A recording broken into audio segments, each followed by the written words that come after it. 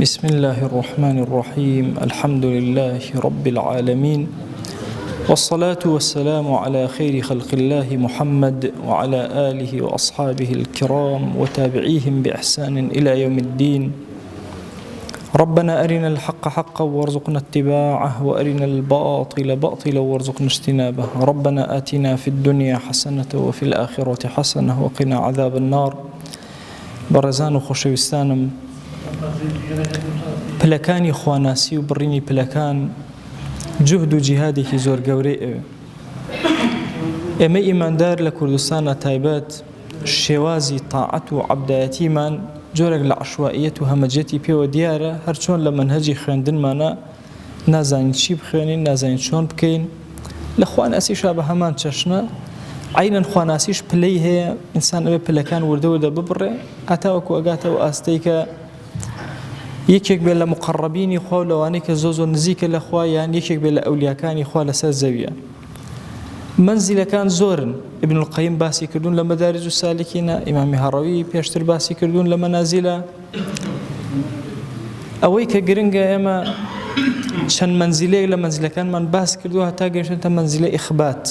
کە لە قورئانی پیرۆزە بە درێژی باس کراوە، ئێمەش باسمان کردو، بەیانمان کردو. ئەمڕۆ ئەمەوێ مەنزیلەیەکی تر لە دوای مەنزیلەی ئیخباتەوە باسکەم کە مەنزیلەی زوهدە. ئێمە طبعاً کە لە خزمەتی قورئانی پیرۆزە ئەوەستین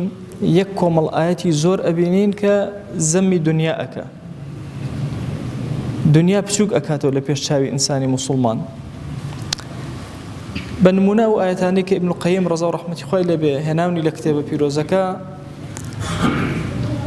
أفرمي بل تؤثرون الحياة الدنيا والآخرة خير وأبقى قل متاع الدنيا قليل والآخرة خير لمن اتقى يا ولا تمدن عينيك إلى ما متعنا به أزواجا منهم زهرة الحياة الدنيا لنفتنهم فيه والآخرة عند ربك للمتقين. وزورك تلا آية بيروزا كان كزمي دنيايتها إما زور أبي بورياي ما مال لقال أم آية بيروزاني قرآنی پیرۆزە بکەین. ئێمە لەم بابەتی زوهدا خەلەلێک لە فکری موسڵمانانە دروست بووە. 100 ساڵی ڕێک موسڵمانان بۆ دوا هاتوونەتەوە. هەندێک کیباری عولەمای گەورە گەورە و ئەهلی تەسەوف لە ئاستێکی زۆر بەرزە هاتوون زۆر زەمی دنیایان کردووە. ئیتر ئەم زەمە گشتگیر بووە لە ناو هەموو ئومەتی پێغەمبەر صلی الله علیه وسلم، هەموومان حەزمان بە تەرکە دنیا بووە. بنمونە کاتێک کە ئەچیتە خزمەت عەبدوڵای کوڕی مبارەک پرسیاری لێ ئەکەن زوهد چییە؟ ئەفەرمێ هو الثقة بالله مع حب الفقر. زۆر متمانەت بەخوا بێ، زۆر فەقیریت خۆش بێ. عەبدولواحیدی کوڕی زەید ئەفەرمێ تەرک الدینار والدرهم، واز لە دینار و درهم بێنی. تەرک ما يشغل عن الله شبلی ئەفەرمێ استصغار الدنيا ومحو آثارها من القلب، کەم کردنەوەی دنیا و ئاسارەکان نەهێشتن لە دڵە. وە زۆرێک تر لەم زاهیدە گەورانە هەمویان کە وەصفی زوهدیان کردو هەر یەکە و بە زەوق و بە حاڵی خۆی کردوێتی. ڕەحمەتی خوا لە ئیبن القەیم بێ ڕەزا و ڕەحمەتی خوای لێبێ ئەفەرمێ ئەمەندە تعریفی زوهد کراوە حەد و حسابی نییە. هەر کەسە لە زەمەنی خۆیە بە زەوق و چێژی خۆی هاتووە لە جۆرێک لە جۆرەکان لە زوهد تێگەیشتۆ باسی کردو. بەڵام ئایا زوهد ئەمەیە کە موسڵمان ماڵی نەبێ و وازی لێبێنەوەکو ئەم 100 ساڵەی بەسەرمانە تێپەڕیوە؟ ئێستا سیرکەن لە جیهانی ئیسلامیە ماڵ و داهات بەدەستی کێوە، اقتصاد لە دەستی کێیە؟ لە دەستی یەهودایە، لە دەستی نەسارایە. ئومەتی ئیسلامی هیچی بەدەسەوە نییە. فعلا تەرکە دنیای حەقیقی ئەمڕۆ ئێمەین بە معنای کەلیمە تەرکە دنیای. بەس ئایا ئاینی پیرۆزی ئیسلام ئەمەی داوا لە ئێمە کردووە کە بە تەواوی واز لە دنیا بین و ئیتر ئەمە ئەکاتە پلەی زوهد کە ئێمە پێی گەیشت بین؟ ئەفەرمێ ابن القەیم ئەفەرمێ هەموو ئەم زانا گەورانە کە وەصفی زوهدیان کردو هەر کەسە بە زەوقی خۆی کردوێتی ناکاتە تعریفێکی زانستی بۆ زوهد. ئەفەرمێ تعریفی زانستی بۆ زوهد ئەگەر دیقەت بدەین ئەبێ بەم شێوازە لێکی بدەینەوە، بڵێن لكي لا تأسوا على ما فاتكم ولا تفرحوا بما آتاكم. زاهد ئەم کەسێ لەم ئاەتە پیرۆزە دەرەکەوێ شتێکە لە لای تۆ نییە ئیتر چاوە چاوت نەبێ بۆی و هەمیشە چاوە شۆڕێەوەی لە دنیا. وە شتێکیش کە ئەکاتە ئەگاتە دەستی تۆ ئیتر حەریز مەبە وابزانی ئیتر ئەمە هەموو شتێکە بۆ تۆ تەنها دڵت لێرە بێ. کورت و پوخت زهد بە دڵ ئەکرێ، عملێکی قەلبیە، پلەیەکی خواناسیە، عملێکی دەستی نییە. لە مێژوە ئەبینی هەندێک لە پیاوباشی گەورە گەورە هاتووە جلێکی زبری لەبەر کردووە، وەکو ئیبن جەوزی لە تەلڤیز ئیبلیسا باسی ئەکا، وای زانیوە زوهد ئەمەیە ئەم جلە زبرە لەبەر کرد، بەینەما توانوێتی جلێکی نەرم لەبەر کرد. یان خواردنێکی زۆر ڕقی خواردووە لە کاتێک کە توانوێتی زیاتر لەمە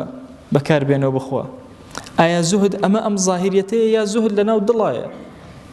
ئێمە لە مەقامەکانە کە باسی ئەەکەین و مەنزیلەکان کە ئینسان وردە بە حزوری خوا ئەگات و نزیکە بێتەوە لێی، یەکێک لەوانەیە کە بە حزوری ئەگا بریتێ لە زوهد بە دڵ ئەگەیتە حزوری خوا، نەک بەم جلو بەرگ و بەم شپرزەیە. بۆیە ئینسانی ئیماندار ئەبێ تعریفێکی زۆر جوان وەرگرێ لە مەسائلی زوهدە.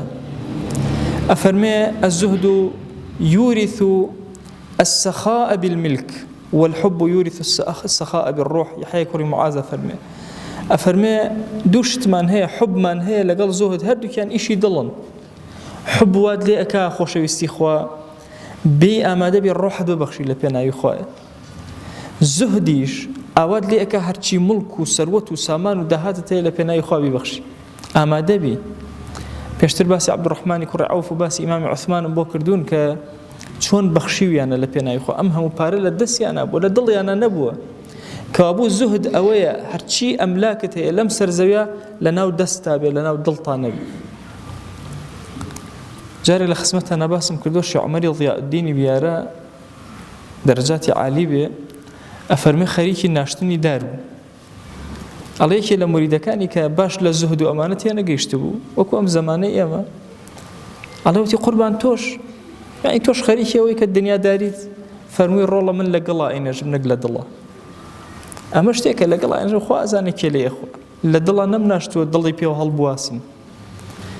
بويا الزهد فعلا أوي لقلا بنيجي نقل دلا هاتشي داهات وسروت وسامانت هي هارهموي بيكو لنا دستابي آية ممكنة كسيكي زور دولة من زاهد ببالي هەندێک لە گەورە پیاوانی ئومەتی پێغەمبەر صلی الله عليه وسلم زۆر لە ئاستێکی بەرزی دەوڵەمەندیا بوون. بنمونە ئیمامی ڕازی یەکێکە لەو زانایانەی کە زۆر دەوڵەمەند،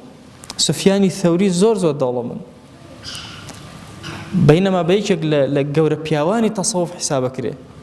دەی سفیانی ثەوری کە لەوانەی کە زۆر بە دەوڵەمەندی ژیاوە. ئیمامی مالک کەم وتاری هەبوو مێزەرەکەی دووبارە ببێتەوە، ئەوەندەی مێزەرە هەبووە بۆ هەر وتارێک جۆرێک لە مێزەرەکانی کردوسەری خەڵک زانیوانە بە مێزەرەکە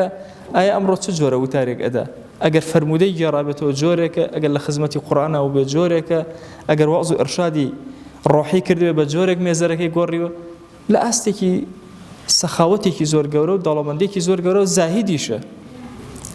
کەوابوو زوهد ئەفەرمێ تەرک ما لا ينفع في الآخرة. ابن تيمية أفرمي تعريفه زور دقيقة أفرمي الزهد أمية واز لهرشت بينك لآخرة النفعي نبي سودت بينا جيني إخو باشا مال جاري وهي زوزو فائدة هي لآخرة اتقوا النار ولو بشق تمرة خوش اسمنا أفرمي ولو بلا تخرمايا بخو بارز لآقر إيش يقلوش تانيك أهلي آقر زور أسفي بو أخوازن أويا لصفي جماعتي نيجا نوبن أويا نيان بخشي بلبينا يخوا بمدوشتا إنسان بيشكي التزام بجماعته وبخشين لبينا يخوا همو أمتي إسلامي بدرجة ميجوكي جهادي مال بردويتي بريوا دي كوابو همو أم آيات بيروزانا كان ذمي مالك لناو دلا تو أبي الزاهد بي لدلا تو أبي بقيت أمبلا برزل لدلا أبي دڵێکی زاهیدانە بێ کام کۆشک زۆر جوانە هی تۆ بێ دڵە پێوە نەبەست بێ ئەوە هەمووی ئەمڕۆ لە دەستی توێ بێ لە دەستی کەسێکی ترایە پارەیە داهاتە ئاڵتۆ نەچی هەرچیت هەیە هەموو شتانە کە ئەمڕۆ لای تۆ سبەینە لای تۆنی. ئینسانی ئیماندار کە خۆی گەورە پێی عەتاءەکە قەت غەڕا نابێ لە خۆی تووشی جۆرێک لە تەکەببوڕ و کوبر و ئیعجاب و ئەوە نابێ. صفەتی زاهیدین حتا زیاتریان هەبێ خاکی تر ئەبن چکە ئەم ماڵ و سەرەت و داهاتەکە ئیبن شتانێکی کاتیەتە پێشچاویان ئەگەر سوودێکی هەیە بۆ ئاخرەتیان ئاخرەتی پێ بکڕن ئەگەر نا چه سوودێکی هەیە. ئایا کەسێک أبي هم أمتي بيغمر صلى الله عليه وسلم بأوا بلين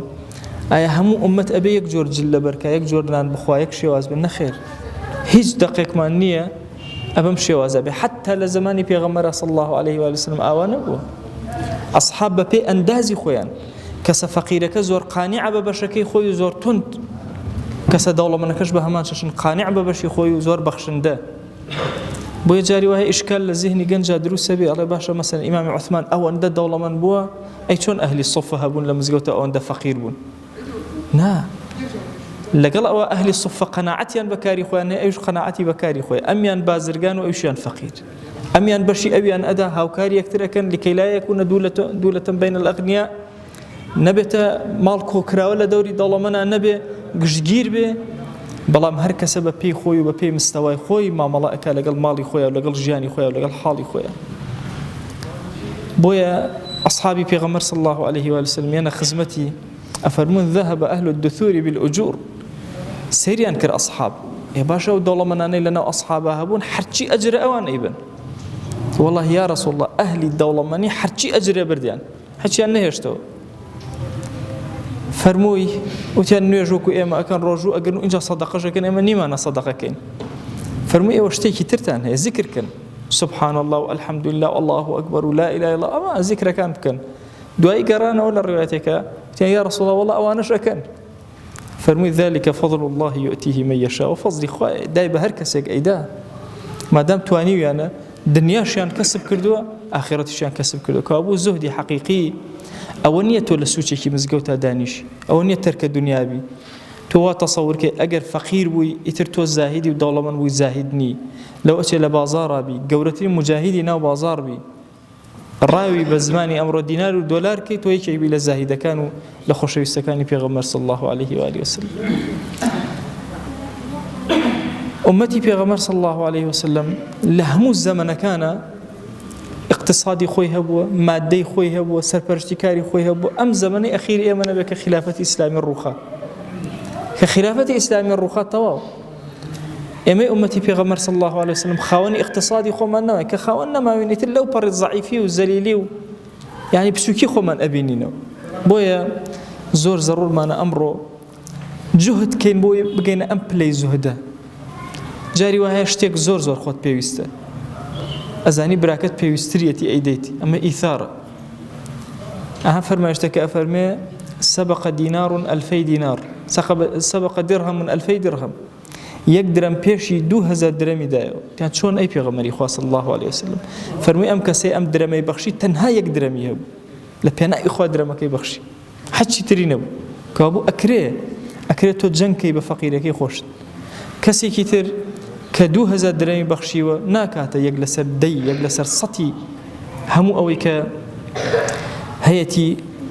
بابلين بشيكي شو كيلو بخشيوه 2000 درهم بوي أم كستوانه بيش أوي تربدات لكوي قشتي أمي عرستان كم كلبلكاني خواناسيا إنسان إلا أبي بقاتا قناغي زهدش أمي